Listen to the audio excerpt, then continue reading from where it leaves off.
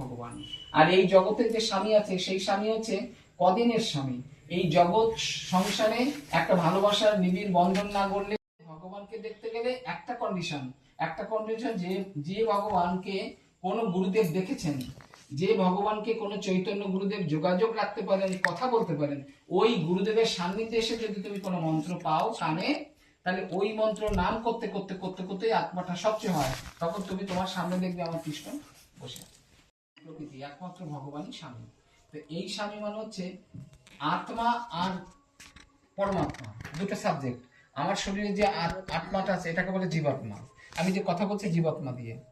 আর পরমাত্মা হচ্ছে ভগবান সূক্ষ্মকারে যেটা রয়েছে। তাহলে আত্মার সাথে যে পরমাত্মার সম্পর্ক, ভগবানের সাথে জগতের মানুষের এই সম্পর্ক একই সম্পর্ক। আত্মার মধ্যে বডিটা দিয়ে তাকে একটা দেহরূপ দিয়েছে। যদি এই দেহটা না থাকতো তাহলে শুধু আত্মা একটা সূক্ষ্ম সত্তা থাকতো। তেমনি ভাবে পরমাত্মার মধ্যে যদি ওই রকম কৃষ্ণ একটা দেহ না পেতাম তাহলে কৃষ্ণকে চিনতাম না। আত্মা মানে একটা সূক্ষ্ম, তাকে তো দেখা যায় না। আত্মাটা অতি সূক্ষ্ম, ধুলোবালির থেকেও সূক্ষ্ম, কিন্তু তার একটা দেহ এটা অপরিষ্কার হয়ে গেছে। 10 বছর, 20 বছর, 50 বছর, তারপরে তো না। কিন্তু জগৎ স্বামী মানে ভগবানকে তো অনন্তকালের জন্য পাবে। তুমি অনন্তবার পৃথিবীতে আসবে, অনন্তবার তুমি তাকে পাবে। তাহলে সবসময়ের জন্য যে ভগবানকে পাচ্ছ তিনি জগৎ স্বামী। আর এই জগতের এখন কথা হচ্ছে যে এই স্বামীটা যদি দিন রাত বসে বসে মদ মাতাল খায় আর ওই মানুষ মার্ডার করে বেড়ায়, আর সেই স্বামীটারে তুমি কি ভগবান মনে করতে পারবা? তুমি একটু আগেই বললে যে আমার প্রতিদেবতা ভগবান, তাই বলতো না? মানতে হবে। একটা চোরকে ভগবান মানা যায়? তুমি পারবা? ওই পাশে দা থাকলে তুমি আগেই ওর গলাটাকে কেটে ফেলবে যে তোমার ভগবান মানবো।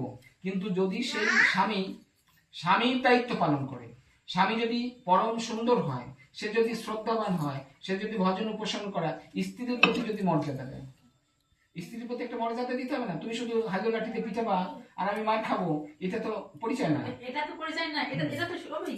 কিন্তু এবার আমার শাস্ত্রে আবার শুনছি, যেমন শুনেছি বলছে স্বামী যতই খারাপ হোক কিন্তু উনি হচ্ছে ভগবান। ওই কথাটা আবার বলছে না, ওই কথাটা তোমাদের মতো কিছু মানুষ বলে, ওইটা বাদ দিয়ে দাও।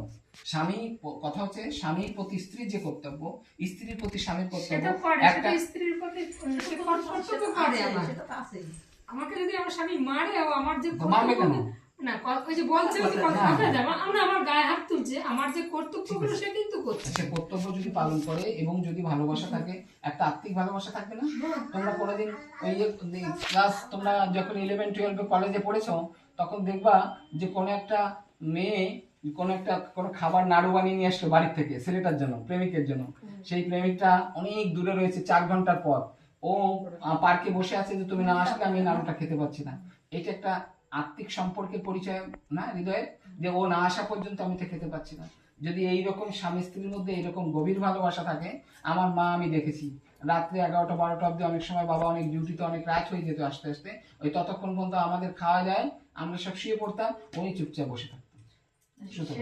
আচ্ছা, এই যে সম্পর্ক যদি এইরকম থাকে, তাহলে এই স্বামী বা এই স্ত্রীর প্রতি এই ভালোবাসার মধ্য দিয়ে স্বামীকে স্বয়ং ভগবান রূপে দেখা যেতে পারে এই জায়গাটা। কিন্তু কথা হচ্ছে